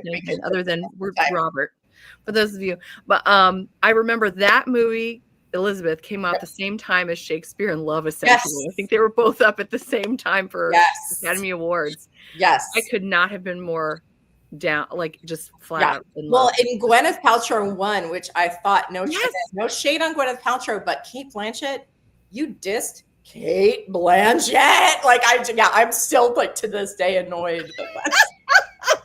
Like, Gwyneth will get another one. How could you not? Anyhow. Yeah. I mean, that was, Oh, that was a great year for movies. Anyway, sorry. Let's keep talking about your books. I love it. Okie dokie. So let's see. You mentioned, I want to make sure, who would you say are your greatest influences? I know you've actually mentioned Shakespeare, which I love. I mean, gosh, I was the type of kid, and I bet probably all of your viewers and everybody here was like, up at night, and I'm still an insomniac, but I was up at night with the flashlight because it was like, turn off the lights, and like under the sheet flashlight reading books, a little, from the moment I could read. So it's just, I don't know, you say who are my influences. I just love all of it. I would say in this sort of era, I love Alison Weir. She is a historical fiction writer, and she has some romantic elements in her books, but she writes nonfiction and fiction. Yes. The same stuff. So like if you go to, say, the Tower of London, like her books are in the bookshop because they're so closely accurate to the text, versus somebody like Philippa Gregory. And again, right, she's kind of the queen of Renaissance. She wrote Other Boleyn Girl, right? So she's kind of this queen of this era. But she tends to be more sort of salacious, that goes towards the gossipy. So like the Other Boleyn Girl, I was like anger reading the entire book. And I'm like, this didn't happen, this was framed, and all this sort of stuff. And she's like, no, she wasn't framed. She absolutely was framed. Anyway, so I love Alison Weir is in this historical era is probably one of my biggest influences. Well, one thing I do like about Philippa Gregory is that as she was going on her journey, writing about Henry VIII's court, she just like started hating him more and more and more. And she says that in her author's notes. She's like, the more I studied him, the more I wrote about him, the more I hated him. He is rough. Yeah. He's really rough, dude. Wow. Yeah. Oh my gosh, that's too funny. I have a good friend. I think Alison Weir is a little more balanced and less partisan too. Yeah. That's what I do. That's true. Yeah. I don't know if you're familiar, but on YouTube, I think, and maybe Instagram, there's something called Tudor Timber, which I think is in September. and they talk endlessly about Alison Weir. Yeah. Oh yeah. She's just great. She's lovely. And the fact that she writes fiction and nonfiction so well. Yeah. Too fun. I love it. Let's see. What is your writing process like? Where, when, and how much of it is while you're laying in bed? Right. Well, I mean, a funny story about that. When I was writing, so my kids were very little when I was writing the first series, and I would be up at like 2 a.m. breastfeeding, like in the dark, barely awake, and the scenes would come to my head, and I'd be like, not now. Like I can't. I'm going to forget all of this by the morning. Like, please. But and my kids are older now, so I'm able to find more time to write. But it still catch can. It's like when I can. Like today, I'm doing a bunch of edits on some stuff after I get off with you guys. But it really is like, when can I get chunks of time? I'm not great. A lot of authors are like, write every day, and even if it's 30 minutes, and I can't do like a 30-minute write unless I'm doing an exercise, like a flash fiction exercise or something, because I get so into it and ingrained in it that I can't pull out. It's almost like waking yourself up in the middle of REM or something. I just can't, so I need to find those chunks. I need to find at least an hour and a half is like the smallest chunk that I can do for writing. But then I just Basically vomit. I'm one of those like, get it out. I don't edit while I'm writing. I just like get it out. Everything's spelled wrong. And then I go back and like clean it up. And that's really neat though. Okay. What is flash? Is it flash fiction? Is that the flash term? fiction? Well, What it's does that kind of a mean? thing where, so I have this wonderful writers group and when we meet, we always do flash fiction. It's you give yourself a timer and a topic and you just write, you just free write for, 10 minutes, 15 minutes, whatever. And it's fun. It's really fun. It kind of helps get the juices flowing. And we've come up with some pretty funny things, but the goal is to write a really short story, have a sort of beginning, middle, and end in that 10-minute period on, it's great because you do the prompt and you immediately write it. You don't have time to stress out about it. Yes. You don't have time to build it up as a big thing in your mind that has to be perfect on the first draft or whatever. You just do it. You just do it. Exactly. Yeah. Wow. Yeah. That's and then we neat. share them all to each other and, talk about what we like and what's funny in our group. There's definitely everyone has a certain voice, right? So it doesn't even matter sort of what genre. We'll make people write genres, that are out like, they've had me write dystopians, which is so far outside of my like wheelhouse. But it comes across in my same voice. It's like, why are you writing slightly ironic and witty dystopian? Like you're not, no. Why is Kate Middleton in this dystopian world? Why? Well, she kind of is. So yeah, right. Yeah. That is really neat. Okay, well then I want to jump to this one. If you were to write in another genre, what would it be? Ooh, gothic horror. Yeah, historical gothic horror. I love it. Tara's a gothic fan. Oh, I love it. But and I say if I would write, I don't know if I. She's not planning the books right now. I mean, I do have one in my head, but I just love it as a genre. I read liturgically, I guess you'd say. So like I read all my gothic horror in the fall. Like yes. December, November, I read it all. And then I read my sort of very happy, heartwarming stuff in December. And then I read the really big like classics I never got to, or like those sorts of things in like January. And then the rest of the year I get to read whatever I want. But like I love it. I love that. But yeah, I love gothic horror so much. Is there anyone I know that we did not talk about this in advance. So if nothing comes to mind, totally fine. We'll jump around. But what's one that comes to mind that you've loved? Oh, well, I love Laura Purcell is one of my favorite writers of gothic horror. I've read everything she's done. My favorite of hers is The Silent Companions, and it's a time travel, well, not really time travel, but set in different times. So it's part of it set in the 1500s, and then part of it set later. I want to say it's in like the 50s, the 1950s or something, and it's about like in gothic horror, like the house is always a character, right? And so it's these two women who live in this house and what happens in this house. And she's just so, and my favorite gothic horror is when it all is all revealed, it's still scary, right? So like some gothic horror will be like, oh, it was just raccoons in the attic or whatever. And you're like, come on, like, no. Do better. Better. It's also got the creepy dolls. Yes. Well, Companions is kind of about creepy dolls, so it's so good. But like, so hers are always it's something creepy, or even like Jane Eyre, which I did love. I'm like, okay, crazy wife in your attic, creepy. Crazy dead ghost wife in the attic, so much creepier, right? It's like, come on. Yes. I'm a critique of Bronte, but that's what I love. The gothic horror authors that I love are the ones that really,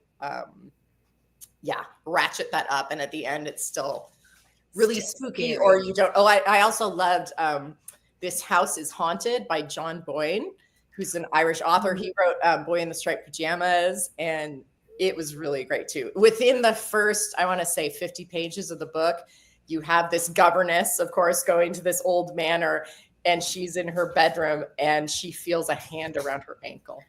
And you're just like, yes, please. Let's go. So I love God. And yeah, if I could write it, I would love it. I will probably attempt it at some point. But yeah. I love it. Okay, this is another one of my favorite questions to ask. And we don't have to talk about Gothic anymore. Just in general, as a writer, what would you say makes a great story? Gosh. It's such a good question because you go to different genres for different things. That's true. Right? Like I just finished, I'm late to the game here on this one, but I just finished The Sweetness of Water, which is a gorgeous story basically about slavery. And it's literature. It's very, it's literature. And it's the way the author writes, and you're going to something like that if you're talking about a topic of slavery, you want it to be done with some heft, right? You want some of that literary underpinnings to give it the honor it deserves, right? Right. So I'm looking for a voice that is really rich in atmosphere and is, dealing with something like that in a graceful manner. So that, right, for that makes a great story. For me,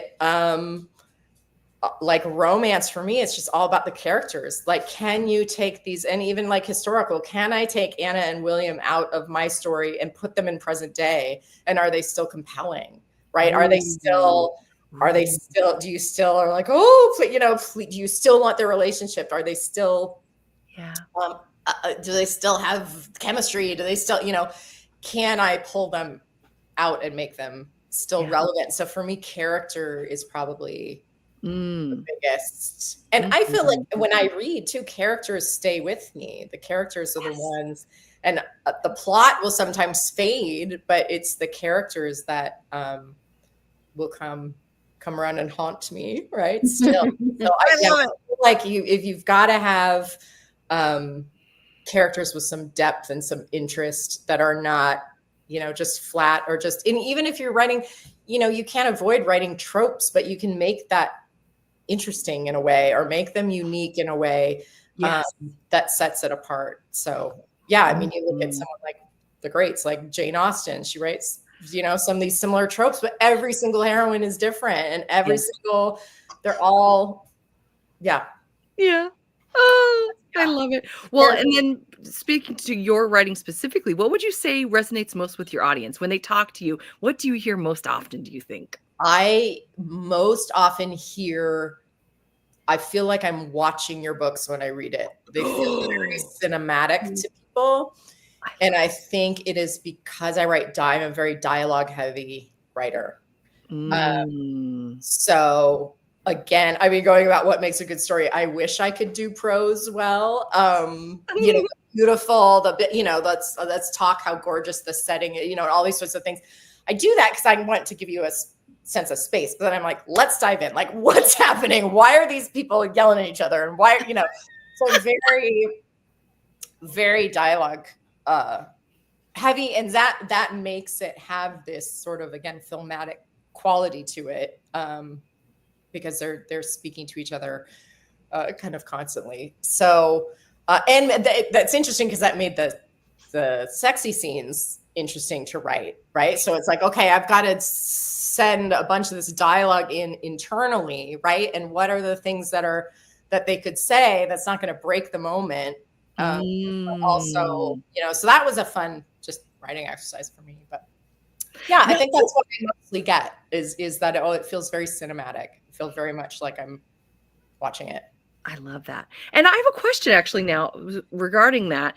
Do you feel like, and again, I'm not trying to knock the originals that didn't have the spicy scenes, but do you feel like in incorporating the spicy scenes, do you feel like that affected the relationship of the characters on the page at all? Like, yes. Yeah. I feel like it, not to be sort of cliche about it, but I think it deepened them. It deepened and it gave them another way to reconnect and connect and like show each other how they truly felt when they couldn't quite spit it out right. Because they both of them kind of run at the mouth and say the wrong thing. And, you know, they can say how they feel with their body, right? Just like we all can. Yeah. Right. That's fascinating. That's really fascinating. Okay, here comes some more fun ones. Favorite book or series, yours or someone else's? Oh my gosh. Favorite of all time. Of all time. There's so many. I read so much. Or current favorite. I'm super excited about Harper St. George. I love her stuff. And she has a new book coming out at the end of June called Eliza and the Duke. So I'm super excited about that one. I've been watching her unroll that. So fun. And I'm going to read it with a couple girlfriends of mine. And so just excited to read hers right now. I mean, the favorite book in the series, it's hard to pin down. I know, right? I feel like if we're going to go with mine, my favorite book really is Crown and Thorns, even though it's sort of this culmination. It's my favorite of the series. And that is the third and final one. That's the third and final. And the spicy one of that is going to be out by the end of June. We had some hiccups in the well, right. And you were actually saying God and King too. That one is still just came out. It's just literally you can buy it today. And you have the only copy. I have a nasty arc where we messed up the cover. Like it's not even an arc, like it's a proof copy. Like you have the only. I don't even have my author set yet. Like they haven't. I'm so excited. I saw you said that. Thank you. It's live now. You can buy it, wherever books are sold. So excited. Yeah. I'm so excited. Thank you so much. I can't tell you. We want to enjoy these. A giveaway on that too before we go. But yeah. Oh wait. Say that one more time. You want to do a giveaway? Oh yeah. Oh, okay. Guys, this is the most giving us away show. I love it so much. This is wonderful. Okay, Sock. Yes. Are you ready? Yes. I do on Instagram. I do this in my life and then post pictures of it on Instagram for fun. But when I'm reading a book, I have a lot of different scented candles, and I try to pick a candle that would go with that book and enhance the reading experience that way. Do you? What candle would you suggest I enjoy while reading Heirs and Spares, or the series, or whatever? Yes, I love it. So definitely, you want to have one that's like a smoky sort of. If you've got the tobacco smoke or just the pine smoke underpinnings, you're going to want some like clove in there, a little bit of like Christmas spice, but not a Christmas candle because it's too, you want that, maybe that clove, maybe a little bit of cinnamon, maybe a little bit of orange, and then something sort of light to add, to brighten it up. So maybe a little bit of vanilla or something like that. Yeah, I was, while you were talking, I was thinking, that since things smelled a little bit intense back in the day, and they used to carry around those pomanders. Is it pomanders or pomanders? I don't know how to pronounce it. And frequently, sometimes they would just have an orange that's studded with cloves. Exactly. So I was thinking orange and clove. Yeah. Yep. Exactly. Yeah. You're gonna have that musk, that that smoky scent. So just get that sort of ale smoke in there. I love it. It sounds very masculine. Oh my gosh, I love it so much.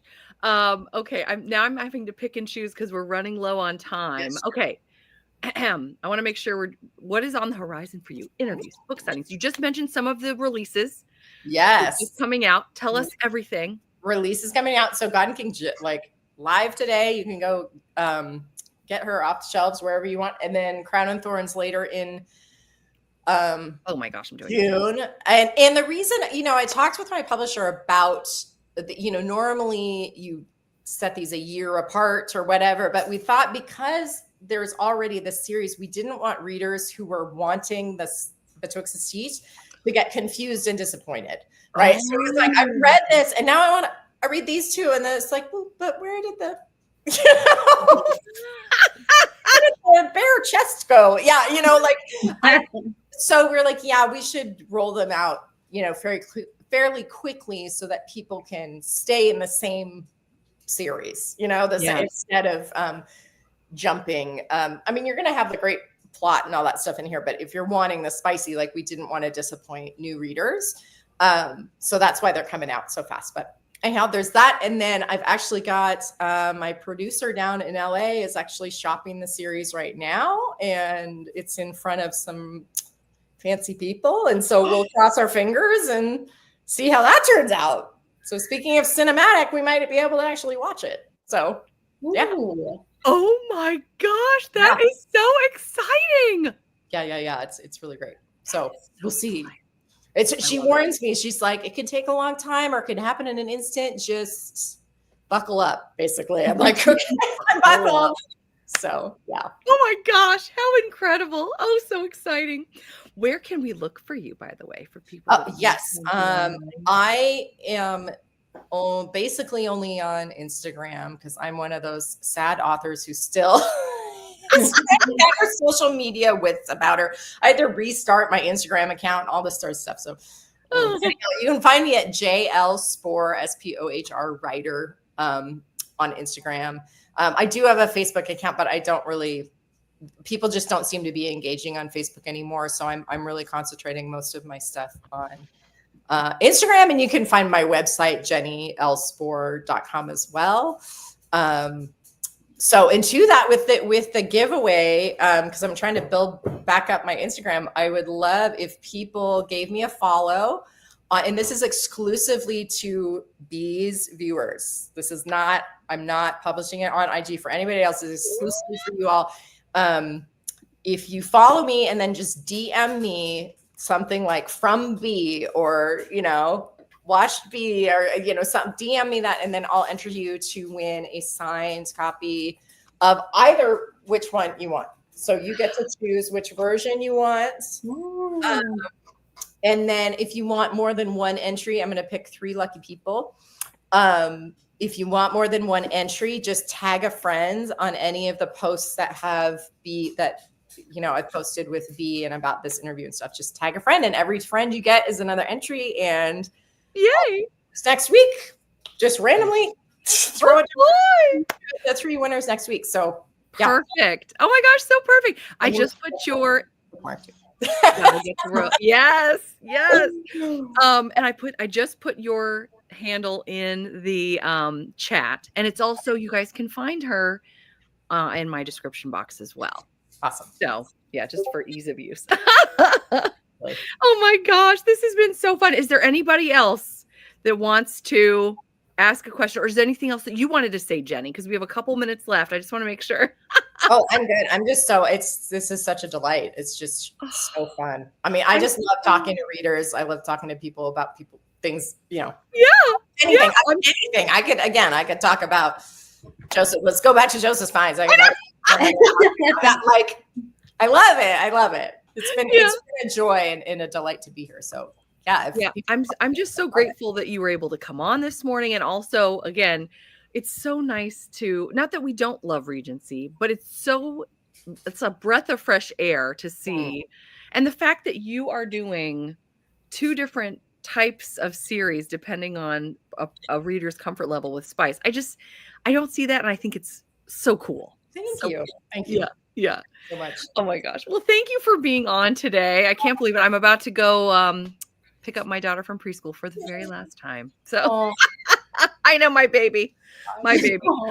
I tell you. And just really quickly, just to sort of plug as we do, let's see. So it's Friday. We've got Sunday is the Ever Afterathon finale show on Crystal's channel, Books Forever After. It's actually, she got in touch with me when I posted my thing. Yeah. She's having her birthday Sunday is going to be sprints. And the wrap up with the final tallies and everything is going to be Wednesday at 8 Eastern. So my live at 7 Eastern is going to be like a pre-show. I see. We're pre-gaming. Okay. It's a pre-game special. Love it. So I'm going to try to get that wrapped up by 7:45. So if people are at my live show and they're going to be migrating over to hers, they have time to, like, you know, in snack and in beverage themselves. Okay. So yes, but she just sent me a DM saying, you're setting that up for 8, and I was going to do this, and I'm like, no, I'm setting it up for 7, so we're all good. There's no overlap. I'll make sure of it. So if people want to do both, that's great. Otherwise, yeah, she'll be on at 8. Excellent. And once again, I am bargain counter argument. So if you're looking for that on the YouTubes. There you are. There you have it. All right.